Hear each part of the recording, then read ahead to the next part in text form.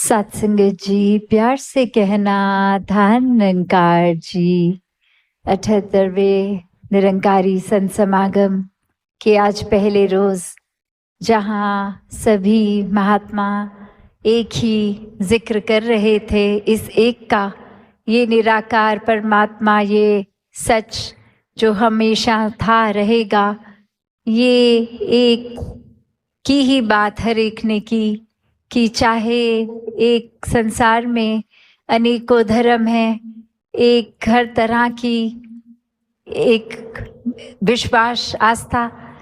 पर ये हर कोई एक की ही बात कर रहा है और यही एक जो सच है। किस तरह से संतों ने हमेशा से एक चेतन किया कि जीते जी ही इस सच को जान लें। एक अपनी पहचान अगर करनी है सच्ची कि असली अस्तित्व क्या है हमारा, तो वो तब तक मुमकिन नहीं है जब तक इस एक परमात्मा को ना जाना जाए, इस निराकार को ना जाना जाए। और जब वाकई ही इस निराकार को जान लेते हैं तो फिर एक मूल से ही जब जुड़ गए, एक स्रोत ही हर चीज का, ये निराकार, इसकी एक समझ आ गई,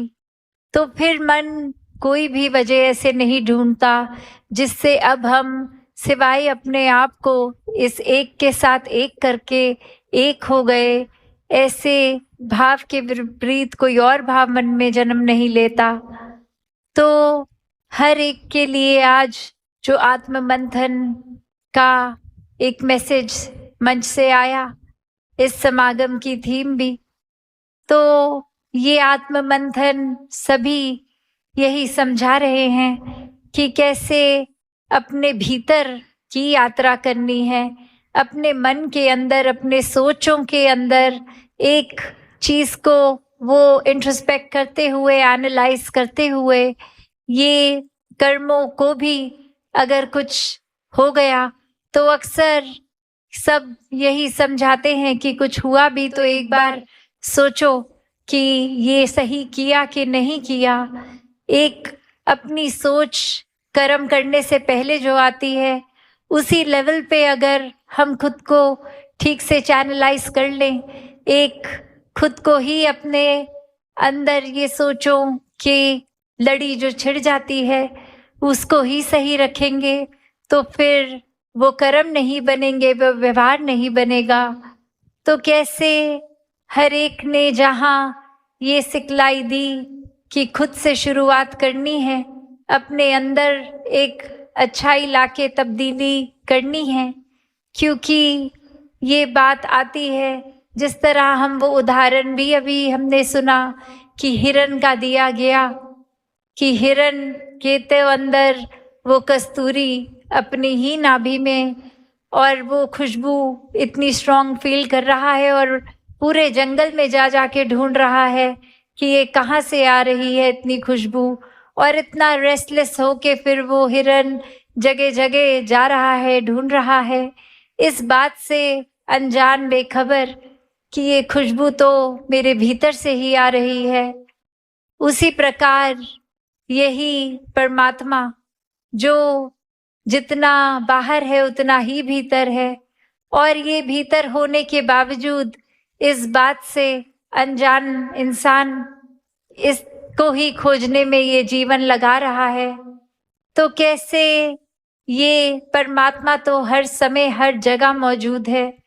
एक सिर्फ पहचान की बात है, इस एहसास की, ये ब्रह्म ज्ञान द्वारा ये सच को जान लेने की बात। कैसे फिर अपने जीवन में हर कोई जब ये जान लेता है तो फिर एक संत प्रवृत्ति आ जाती है, फिर वो एफर्ट भी नहीं करना पड़ता कि अब आत्म मंथन किया जाए। ये तो स्वयं हर पल भक्त प्रवृत्ति जो आती है वो एक उसका कैरेक्टरिस्टिक, एक उसका आचरण ही एक आत्म मंथन वाला जीवन बन जाता है। कैसे एक हर कोई फिर अपने जीवन में जहाँ कोई भी कदम इस तरह का जो खोरा हो, रूखा हो, चोट पहुंचाने वाला हो, ऐसा एक नहीं लेता, क्योंकि ये एहसास आ जाता है कि जब भीतर भी परमात्मा है, बाहर भी परमात्मा है, तो फिर एक जो इंडिकेशन होती है हर एक की कभी कि ये हम ऐसे हैं नहीं, पर परिस्थिति ऐसी हो गई तो हमारा रिएक्शन ऐसा हुआ, तो वो बात तो फिर रह ही नहीं जाती, क्योंकि हर समय ही भक्तों के अंदर तो प्यार ही है। जैसे अक्सर दासी वो कहानी भी सत्संग में रखती है कि कैसे एक अगर मन में गुस्सा है तो वो आसपास किसी ने गुस्सा दिलाया हो या ना, फिर भी एक हम तैयार ही थे गुस्सा करने के लिए, तो ये अंदर की चीज बाहर आ गई, चाहे बाहर कोई वो स्टिमुलस था भी कि नहीं, बस हम तैयार हैं एक अपना बाहर वो जो अंदर भीतर मन के चल रहा है उसको निकालने का। तो क्यों ना अंदर हर समय की मिठास ही भर दी जाए, क्यों ना अंदर हर समय एक ठीक विचारधारा को बसाया जाए। और ये करना कोई कार्य नहीं बन जाता, सिर्फ और सिर्फ उसके लिए हमें इस निराकार का आसरा लेकर, इसको जान के पहचान के एक होकर इस निराकार से फिर वो बाय प्रोडक्ट हर एक के साथ एकता, हर एक के साथ प्यार, हर एक का आदर, हर एक का सत्कार, ऐसा भाव बन जाता है। कैसे मन फिर अपने ही अंदर एक हर एक के प्रति समर्पित हो जाता है। ये एक कुछ एफर्ट की बात नहीं, ये सब कुछ एफर्टलेसली होता जाता है, ये स्वाभाविक बात हो जाती है। अपने आप को फिर एक कुछ समय, जैसे अक्सर बच्चा स्कूल में कुछ सीखता है तो वो लर्निंग वाली चीज एक धीरे धीरे आती है, पर यहाँ तो साक्षात ब्रह्म ज्ञान से निराकार हो गया जब साक्षात, तो फिर ये लर्निंग की भी बात नहीं है, ये तो बस महसूस की बात है, ये एहसास की बात है। ये सोता व्यक्ति जैसे ही उठा, ये आंख खोलने की बात है।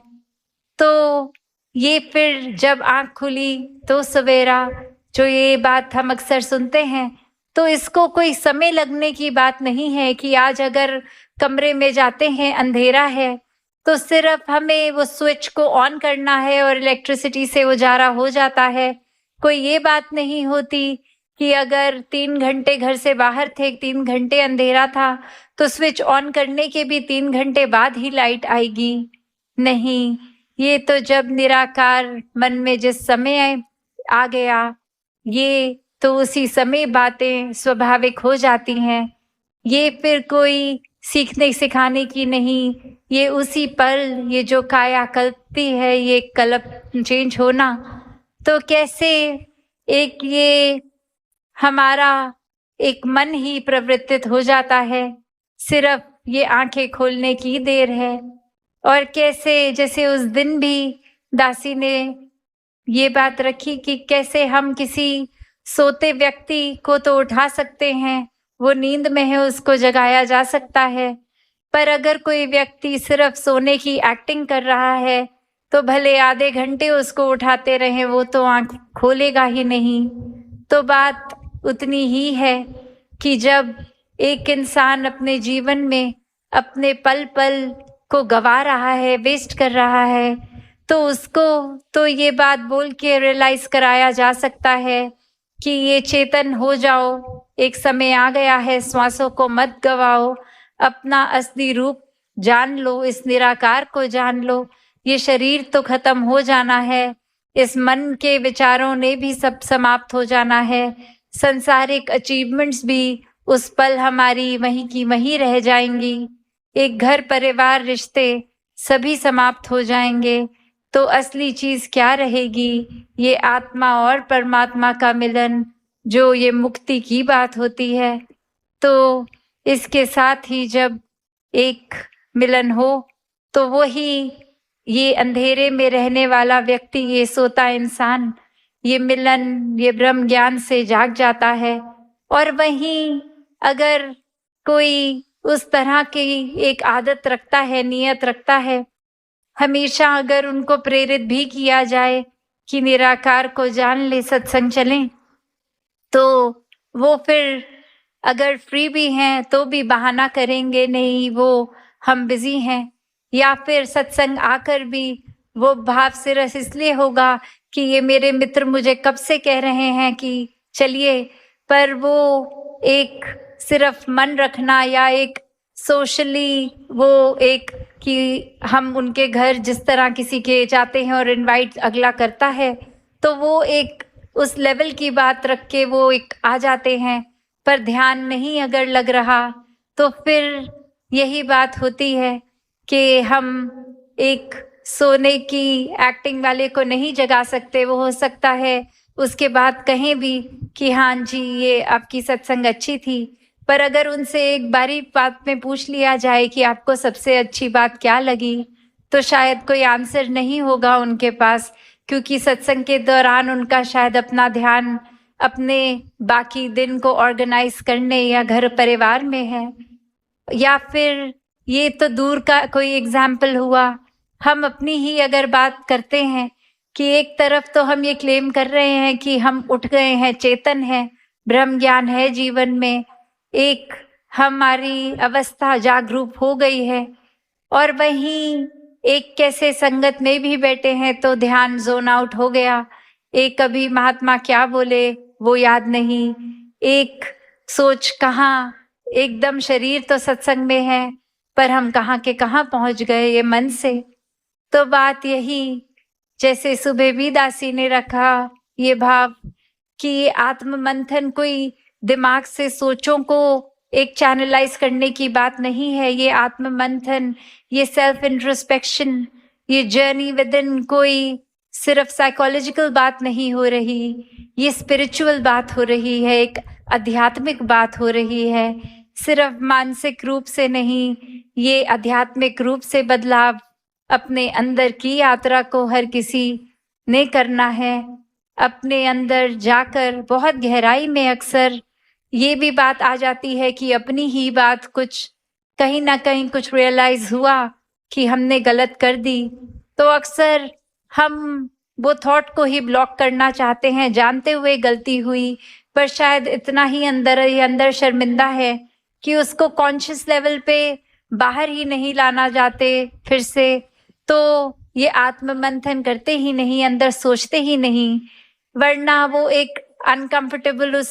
पल में अगर हम हो रहे हैं तो थोड़ी देर खुद को वहां अगर रख के देखें और सोचे कि फिर कहीं ऐसी स्थिति आ गई तो हम ये तो कर लें कि हमारा इस बार किस तरह का रिएक्शन रहे। वो पल जरूर हमने निराकार को सामने नहीं अपने देखा, उस पल भुला दिया तो शायद इस तरह के बोल निकल गए, कर्म हो गया, पर अगली बार इस तरह से निराकार को हर समय ही अगर रखेंगे तो वो पल ऐसा कभी भी, कभी 5 मिनट बाद या 3 सालों बाद कभी भी उस तरह की घटना फिर अगर आए तो फिर एक सोचने की वो फ्रैक्शन ऑफ अ सेकंड भी ना लगे, क्योंकि वो अब अंदर से रिएक्शन आ रहा है। वो एक अक्सर जैसे राजमाता जी भी उदाहरण देते थे कि चीनी की बोरी के अंदर अगर चीनी है तो कहीं से फट जाए चीनी बाहर आएगा, और अगर कुछ कचरा भी है बोरी में तो फटेगा तो कचरा ही बाहर आएगा। तो वही बात है कि कुछ सोचने समझने का अक्सर वो मोमेंट मिलता ही नहीं है, तुरंत कुछ होता है जिसमें एक रिएक्शन रूप ही एक हम इनवॉलंटरी करते हैं, तो उसमें वही उस समय बाहर आएगा जो अंदर होगा। कैसे फिर एक अगर अंदर ही हमारे ये निराकार होगा तो बाहर हमारा व्यवहार खराब हो ही नहीं सकता। ये तभी खराब होता है जब अहंकार मन में हो। ये चाहे शब्द निराकार और अहंकार कितने सिमिलर साउंड करते हैं, पर बात वही है कि बेशक निराकार हर जगह है, पर जिस समय मन में हमने अहंकार डाल दिया उस समय निराकार मन में है ही नहीं। तो ये निराकार को मन में बसाएं, अहंकार को गवाएं, और यही एक अहंकार ही, ये ईगो ही है जो हम जब अपने आप को सोचते हैं कि हम बिल्कुल ठीक हैं, हमसे सयाना तो कोई है नहीं, हमसे ज़्यादा अच्छा तो ये काम कोई करने वाला है ही नहीं, तो ये बात फिर आत्म मंथन की आएगी ही नहीं। जब हम इम्प्रूव करना ही नहीं चाहते तो ये तो अपने आप को हमने खुद ही शाबाशी दे दी, खुद ही डिक्लेयर कर दिया कि हम बहुत अच्छे हैं, परफेक्ट हैं। तो फिर स्कोप ऑफ इम्प्रूवमेंट कहाँ है? और ये आत्म मंथन हम क्यों कर रहे हैं? आत्म मंथन इसीलिए किया जाता है क्योंकि एक खुद की समझ और गहराई से लें, हम ये समझ पाएं कि किस समय हमारी कहाँ कमियां हैं, किस समय हम चीज़ों को और बेहतर कर सकते हैं, किस समय एक हम दिन में शायद इस मटीरियलिस्टिक वर्ल्ड में इतने गुम हो जाते हैं कि उस समय निराकार को ही भूल जाते हैं। तो हर चीज़, हर इम्प्रूवमेंट के लिए ये संदेश भक्त आज आत्म मंथन का दे रहे हैं कि चाहे कोई भी बात से इसको जोड़ लें, एक यही बात निकलती है, जब तक हम अपने अंदर ही क्लियर नहीं है, क्लैरिटी नहीं है, तो फिर बाहर वो कंफ्यूजन ही आएगा, वो सोच में, कर्मों में, बोली भाषा में। और जब खुद ही अंदर इतने स्पष्ट होते हैं, ये मन स्थिर होता है निराकार से जुड़ के, तो ये भी कब होता है वो भी हमें पता है। जैसे हम अगर किसी ग्लास में कुछ स्पून से घोल रहे हो, कोई लिक्विड है, तो वो राउंड स्टर जैसे गोल घुमाते हैं चम्मच को, तो एक वो इफेक्ट व्हर्लपूल जैसा, वो कितनी देर जब चम्मच निकाल भी लिया जाए तो पानी नहीं टिक रहा, और थोड़ी देर बाद वो ऐसे स्टिल हो जाता है टेबल पे पड़ा ग्लास कि वो बिल्कुल अब नहीं हिल रहा। तो बात वही है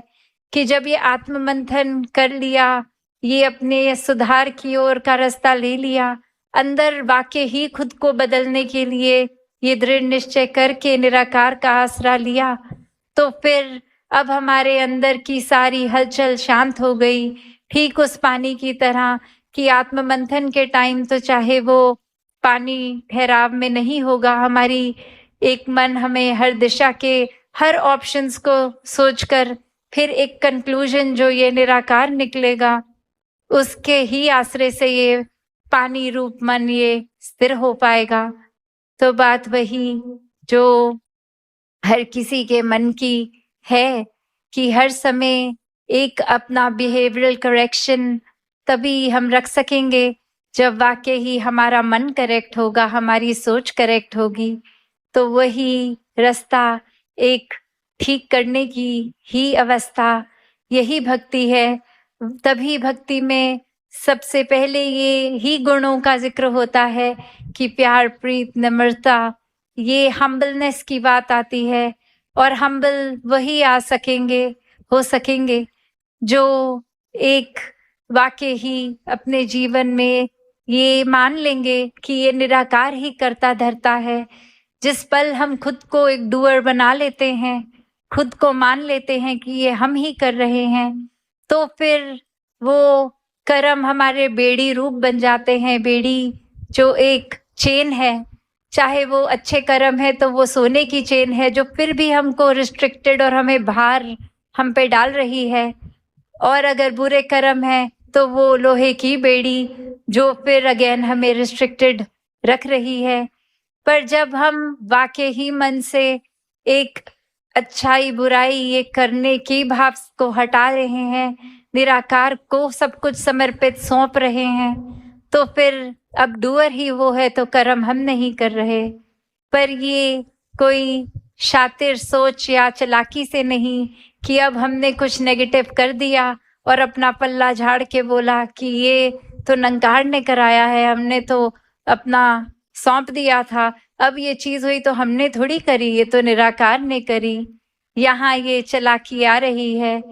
तो कैसे एक वाकई ही मन जब भक्त का होता है वो बिना चालाकी के होता है,